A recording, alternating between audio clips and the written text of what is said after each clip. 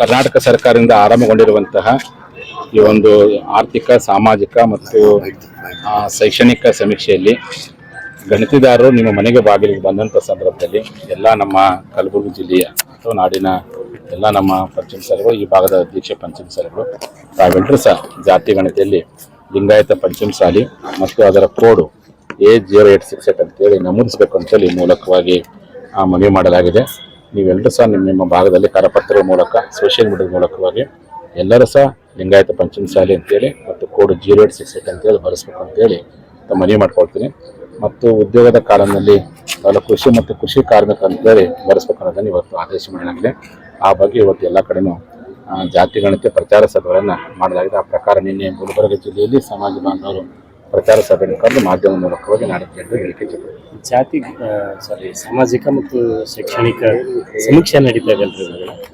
ಈ ಸಮೀಕ್ಷೆಗೆ ಹೋಗ್ತಾ ಇದ್ದಾರೆ. ಅವರಿಗೆ ಆ್ಯಪ್ ಸರಿಯಾಗಿ ವರ್ಕ್ ಆಗ್ತಾ ಇಲ್ಲ, ಸಾಕಷ್ಟು ತೊಂದರೆಗಳು ಕಾಡ್ತಾ ಇದೆ. OTP ಬರ್ತಾ ಇಲ್ಲ.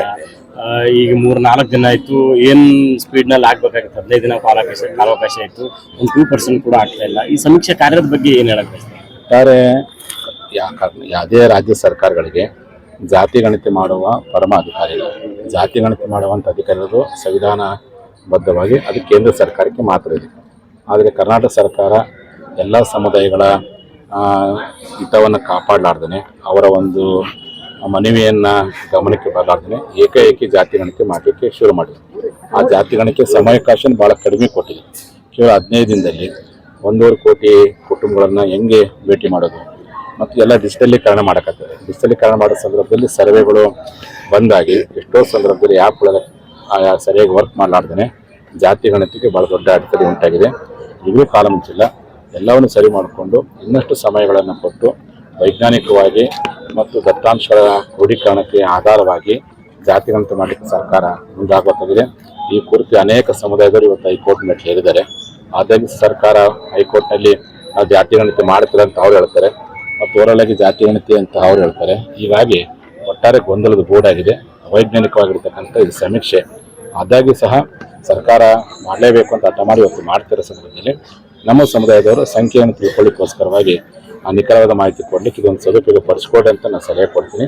ಈಗಲೂ ಕಾಲ ಮುಂಚಿಲ್ಲ.